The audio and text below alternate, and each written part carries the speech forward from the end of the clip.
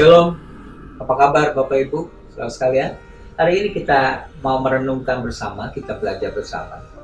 Secara khusus, secara singkat kita mau mempelajari Matius pasal 24 dan Matius pasal yang ke-25.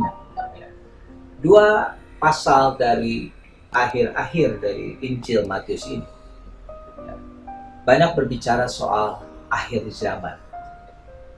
Mungkin ada yang bertanya, melihat situasi sekarang ini, COVID yang sudah hampir 1,5 tahun dijalani oleh kita, apakah ini tanda dari akhir zaman?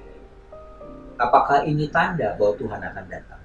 Saudaraku sekalian, saya termasuk yang sangat mempercayai bahwa tanda akhir zaman yang sesungguhnya, lonceng terakhir dari akhir zaman adalah ketika pemberitaan Injil kerajaan itu sampai ke seluruh makhluk.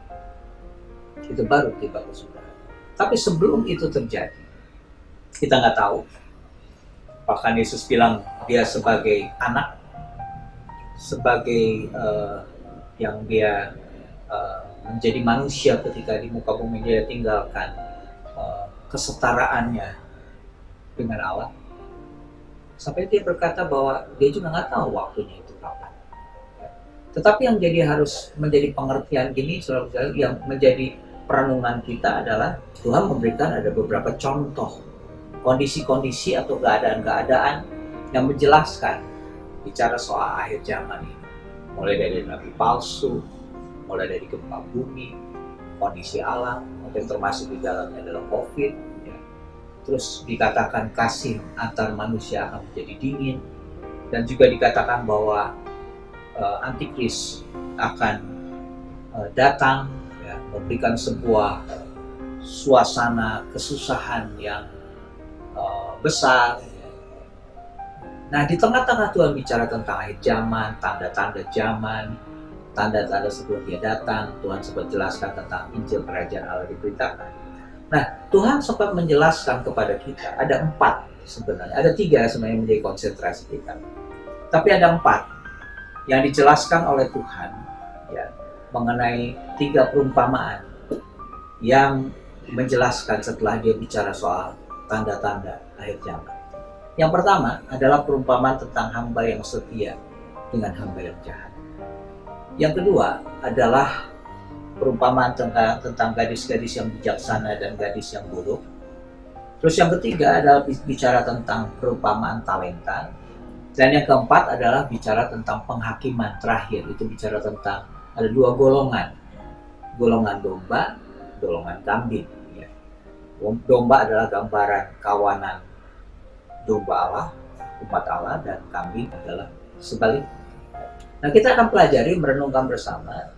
Yang pertama bicara tentang hamba yang setia dan hamba yang jahat. Saya ingin kita bacakan bersama Matius 24 ayat 45 sampai 51. Siapakah hamba yang setia dan bijaksana, yang diangkat oleh tuannya atau orang-orang itu memberikan mereka makanan pada waktunya. Berbahagialah hamba yang didapati tuannya melakukan tugasnya itu ketika tuannya itu datang. Aku berkata kepadamu, sesungguhnya tuannya itu akan mengangkat dia menjadi pengawas segala miliknya.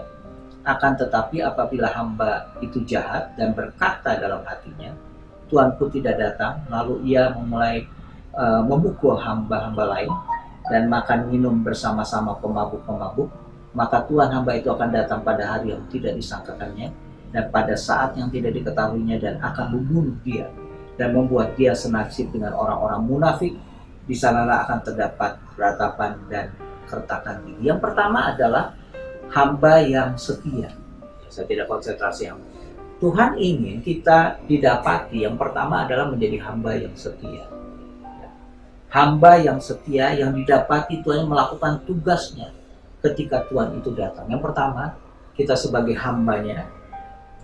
Sebelum kita bicara tentang melakukan tugas, pertanyaannya, apakah kita memiliki hati seorang hamba? Perumpamaan yang pertama tentang hamba, tapi saya ingin konsentrasi, apakah saya memiliki hati seorang hamba? Hati seorang hamba adalah hati seorang yang sudah dibentuk dibimbing, dikerjakan, digarap oleh Tuhan, yang didapati oleh Tuhan bertanggung jawab.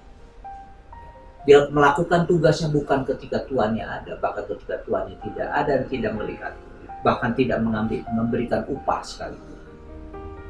Hamba yang baik, dia akan melakukan tugas. Kenapa? Karena dia menghormati Tuhannya. Jadi yang pertama adalah pastikan kita didapati sebagai seorang hamba, dimulai dari apakah saya memiliki hati seorang hamba yang digarap oleh Tuhan, dikerjakan oleh Tuhan. Dan yang ketiga, tiga perumpamaan yang lain tentang anak darah, gadis bijaksana, dan juga talenta dan domba. Ya. Saya ingin coba menghubungkan. Satu kali John Maxwell pernah mengatakan begini, seseorang disebut sukses, seseorang disebut berhasil. Yang pertama adalah dia yang mengetahui tujuan hidupnya. Dia yang mengetahui tujuan hidupnya. Yang kedua, dia katakan dia bertumbuh untuk mencapai kemampuan maksimum Anda. Terus yang ketiga, dia adalah orang yang menabur benih, ya, yang menguntungkan orang lain, berdampak buat orang lain. Coba saya ingin bedah. Ya. Ketika Tuhan bicara soal gadis bijaksana dan gadis bodoh, Tuhan sebenarnya sedang menjelaskan bahwa gadis bijaksana adalah gadis yang memiliki dua porsi minyak. Artinya sebuah kehidupan yang dijaga demikian rupa, sebuah kehidupan yang mengerti tujuan hidupnya, yang tentu adalah tujuan hidupnya di bagian yang lain Alkitab menjelaskan secara umum menjadi berkat, tapi di bagian yang lain Tuhan sedang mencari penyembah. Ya. Tujuan hidup tertinggi dari orang adalah ketika dia mengalami keintiman dengan Tuhan. Terus yang kedua, mengalami keserupaan dengan Tuhan. Ya. Ketika Paulus bicara latihlah dirimu beribadah, saudara-saudara. Sebenarnya Paulus sedang berbicara tentang ini, maksud yang dilatih ibadah itu adalah bicara tentang mengizinkan proses Tuhan untuk membentuk, ya, kesalehan, untuk membentuk karakter Kristus yang bentuk dalam kehidupan kita. Yang pertama, anak darah yang bodoh dan bijaksana atau yang bijaksana ini gambaran dari orang yang mengetahui tujuan hidup. Sebagai penyembah, sebagai jadi berkat, sebagai orang yang mengerti menjadi seperti Kristus. Mari kita mengerti tujuan ini. Inilah, untuk itulah kita. Terus yang kedua, John Maxwell bilang bertumbuh mencapai kemampuan maksimum Anda. Ini bicara tentang talenta. Talenta yang dimaksimalkan. Talenta yang dikembangkan. Talenta itu bisa berwujud apa yang kita mampu lakukan. Saya menyebutnya sebagai strength kita, kekuatan kita. Tapi talenta juga bisa berwujud bicara tentang minat kita, passion kita, gairah kita untuk melakukan sesuatu. Talenta juga bisa berwujud soal nurani, panggilan hati kita. Kita tidak bisa tenang ketika melihat orang yang membutuhkan misalnya. Kita nggak bisa tenang ketika melihat orang yang bodoh, buta aksara misalnya, kita mau mencerdaskan misalnya. Berbagai macam talenta dalam bentuk nurani. Dan talenta ini pun bisa berwujud dalam bentuk kebutuhan-kebutuhan orang lain yang kita bisa penuhi. Dan Tuhan mau supaya kita bertumbuh, mencapai kemampuan maksimum kita. Baru yang terakhir, menabur benih yang menguntungkan orang lain, ini gambaran dari domba-domba.